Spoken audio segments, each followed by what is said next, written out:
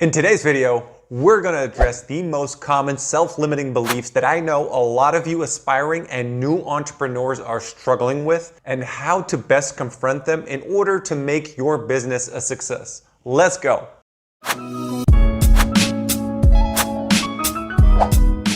What's going on, guys?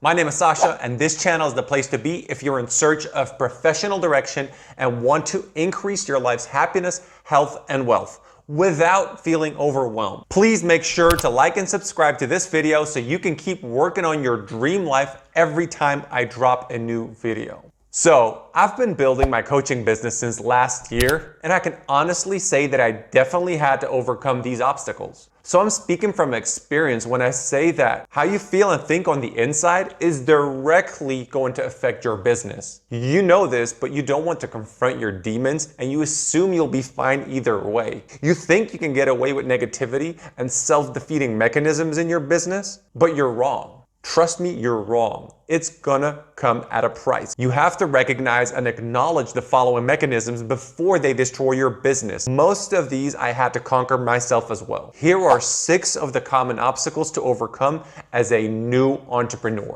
Limiting belief number 1, perfectionism. You've been taught to strive for perfection. The whole system today is set up in a way that frowns upon making mistakes. Society produces great followers that obey and conform. It doesn't create great entrepreneurs though. Expecting perfection will only trigger frustration and a lack of productivity. So do yourself a favor and embrace being an imperfectionist. What's the solution, you ask? Here's a solution. Give yourself permission to get messy. Launch, share, publish before you feel ready. Whether it's your business idea, the podcast episode you're working on, or the blog post that you just wrote, accept that things will never be perfect to you. Stop waiting for it to be 100% though, and tell yourself 70% is good enough. Use the feedback that you're gonna get when you launch it and share it to then further tweak it and optimize it. The only thing that matters is the market's opinion, not yours. Speaking of which, I know a lot of you watching this have an idea of where you want to go professionally, but if you're still unclear or you want to double check, please check out my free Purpose Unlocked workbook, the ultimate guide for creating clarity without getting overwhelmed. The link is below in the description. Make sure to check that out and let me know if there's anything else that I can help with. Limiting belief number 2, victim mindset. Whenever I tried something and it didn't perform as hoped, it was always someone else's fault. It was never mine. That was my main obstacles. Giving up the power over your own life to outside variables. You don't want to be in that position where you blame the system. You blame the rich, the poor, the left, the right, Trump, Biden, the next president. Having won the battle against my own victim mindset, I can honestly sit here and say that hiding behind external factors like that and giving up on your dreams before they even start is weak. You deserve better. The solution? You need to understand the world is not out to get you. Frankly, it does not give one damn about you or me. You need to acknowledge that your mind just wants to make excuses to let yourself off the hook. Please, understand that your beliefs, your outlook in life, and your reaction to challenges are what define your success, not external factors. Take full accountability and own every single action that you decide to take. Do this consistently and you'll soon start noticing the results, I promise you. Self-limiting belief number 3, you are a lone wolf. Being a solopreneur does not mean you have to build your empire all by yourself without any help. In fact, no successful entrepreneur has ever built their empire without the help of others. But if you look at how you spend your time every day and you notice you're spending 80% of the time on tasks that don't make you money or don't allow your company to grow, then you're doing it wrong. You will stagnate and burn out eventually. What's the solution, you ask? First of all, you need to find people that are better, smarter, and more successful than you. You pick their brains. You offer to help them, even if that means working for free. You just want to get as close as possible so you can study them, learn their habits, their decision-making process, their ways, the way they think, their reasoning, how they spend their money, everything. Secondly, be willing to pay for help, even if that means sacrificing profit. Get a coach, find a mentor, hire a virtual assistant. These are excellent ways to stack your team and generate growth. Remember, You're in this for the long haul, not to make a quick buck. Limiting belief number 4, you avoid discomfort.